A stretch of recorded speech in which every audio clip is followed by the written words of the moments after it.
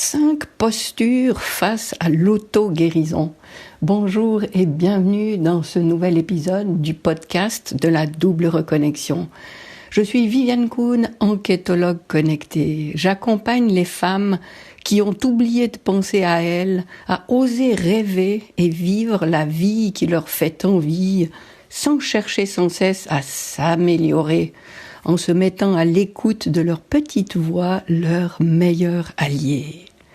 5 postures face à l'auto-guérison. Alors, pourquoi ce titre pour ce nouvel épisode? Parce que, effectivement, quand il s'agit d'auto-guérison, alors l'auto-guérison, ça pourrait faire l'objet d'un épisode entier. Qu'est-ce que c'est? Mais en fait, c'est se remettre dans l'état de puissance qu'on est à l'origine et qui s'est dégradé au fil du temps. Et pour retrouver nos capacités originelles, eh bien, on entame un processus d'auto-guérison. Alors, effectivement, j'ai trouvé ça très intéressant, ces 5 postures c'est pas comme ça que j'en ai entendu parler, mais je m'inspire du docteur Habib Sadeghi qui a parlé de ces différentes attitudes face à la maladie, à la guérison, à l'auto-guérison. Et c'est donc ces 5 postures dont je vais te parler aujourd'hui. Et j'adore ces différentes postures parce qu'en fait, en parallèle, on peut les calquer sur l'évolution de l'être humain de l'enfance à l'âge avancé. Alors, une première posture, c'est celle de l'enfant. L'enfant qui désire des choses, a des besoins, et quand ces besoins ne sont pas satisfaits, eh bien, il réclame la satisfaction de ses besoins, et si elle n'arrive pas, cette satisfaction, eh bien, il se met à pleurer, à se plaindre et se poser en victime parce que c'est forcément la faute de maman s'il n'y a pas ça qui arrive tout de suite, ou de papa si ça se passe pas comme ça. Enfin voilà, l'enfant, quand il y a quelque chose qui se passe pas comme il veut, il se met dans la posture de la victime pour obtenir ce qu'il veut. Une deuxième posture qu'on peut avoir, c'est celle de l'adolescente ou de l'adolescent, mais ici je m'adresse à des femmes essentiellement. Donc la posture de l'adolescente qui, elle, est rebelle, qui se révolte contre ce qui se passe et qui n'est pas ce qu'elle souhaite. Donc elle se révolte et puis elle dit tu vas voir comment ça va se passer, je vais pas me laisser faire comme ça. Et elle attaque cette situation, elle a cette posture vis-à-vis de sa guérison qui est je vais te montrer de quel bois je me chauffe. La troisième posture, c'est celle de l'adulte qui, elle, est plus posée, plus sereine, qui fait travailler son mental pas mal et qui se dit la situation est celle-là, qu'est-ce que je peux faire pour améliorer ça? Et elle va faire travailler ses méninges pour aller rechercher des informations pertinentes, pour aller glaner des connaissances qui pourraient l'aider à avancer, et elle nourrit ainsi beaucoup son mental parce qu'elle veut faire le tour de la question et se sentir capable de juger de quel chemin prendre, quel parcours est le plus adapté à sa situation. Et la quatrième posture, c'est celle du 3e âge, où effectivement, dans cet âge relativement avancé, on peut plutôt se dire que De toute façon, étant donné ma situation et mon âge, j'y peux plus rien, c'est comme ça. Et cette posture, c'est celle de la résignation. Donc elle va baisser les bras, accepter ça comme une fatalité et ne même plus chercher à faire quoi que ce soit pour essayer de remédier à la situation.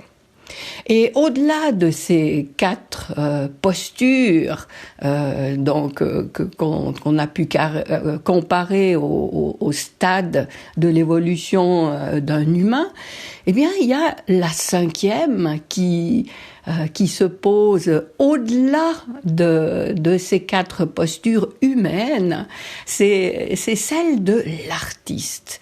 Et que va faire l'artiste face à un diagnostic ou au constat d'un état qui est pas des plus optimales pour vivre une vie dans toute sa puissance, eh bien l'artiste dans cette situation, face à ce constat, va innover, va inventer, va s'ouvrir à des possibilités qu'elle ne connaissait pas forcément, mais elle va écouter quelque chose, une voix, une ouverture, elle va ouvrir des portes qu'elle n'avait pas forcément explorées jusque-là, mais elle va vraiment s'ouvrir à quelque chose d'inédit.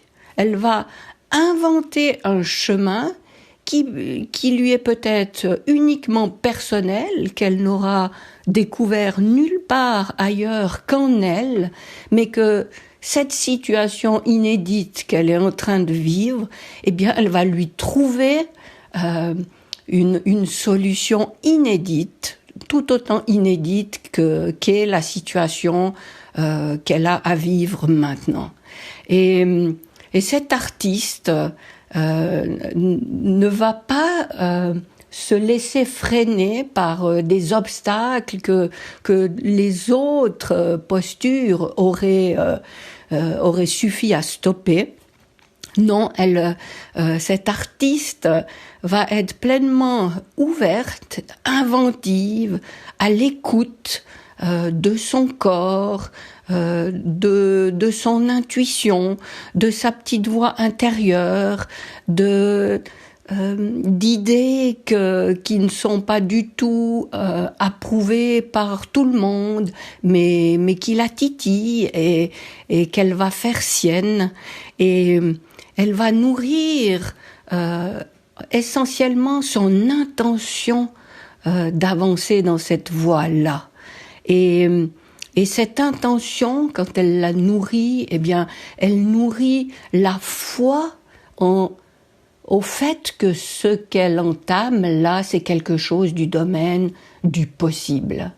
Et cette posture de l'artiste est bien sûr la plus prometteuse, parce que c'est celle qui va aller solliciter les ressources les plus profondes qu'elle a en elle et qui pourra donner des issues tout autant magiques à la situation, puisqu'elle s'autorise à expérimenter des voies qui ne sont pas scientifiquement prouvées ou bien dictées par des démarches médicales très précises, des protocoles bien rodés, parce que c'est quelque chose de beaucoup plus subtil, de beaucoup plus personnel, de beaucoup plus en accord avec elle-même. Alors, pour cette dernière posture en particulier, mais pour tout ce que je t'ai énoncé là, même si c'est ce docteur Habib Sadeghi que j'ai entendu évoquer ces stades, enfin pas ces stades, ces attitudes, je m'en inspire vraiment très librement et il ne faut pas en attribuer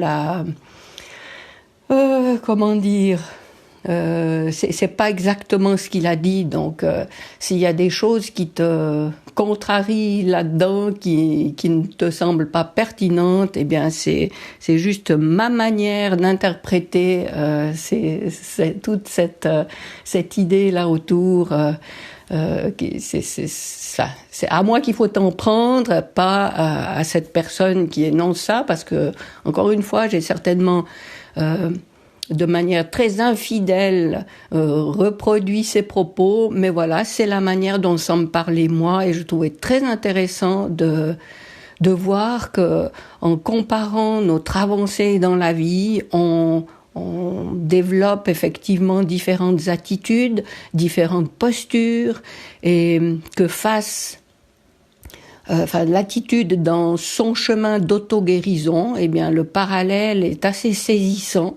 C'est des postures qu'on peut expérimenter peut-être successivement dans un laps de temps assez court, et je pense que si on arrive à cette 5e posture qui est celle de l'artiste, eh bien, je pense que c'est là vraiment qu'on atteint quelque chose d'apaisant, de puissant, chacun pour son cas précis.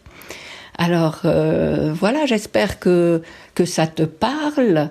Où que tu sois sur mon site ou sur ma chaîne YouTube, tu vas trouver dans le descriptif un lien pour télécharger ton rituel subtil d'hygiène énergétique que je te conseille de répéter aussi souvent que possible. Oui, on fait le ménage dans nos habitats, on lave notre corps. Eh bien, pourquoi prendre soin de notre hygiène tout autant? Et ce rituel d'hygiène énergétique te permet de le faire. Alors, tu trouves le lien pour le télécharger gratuitement dans le descriptif. Et puis, si tu es sur YouTube, alors, tu peux évidemment laisser un commentaire.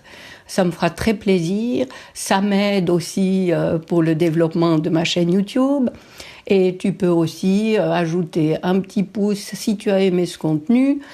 Tu peux t'abonner, c'est encore mieux.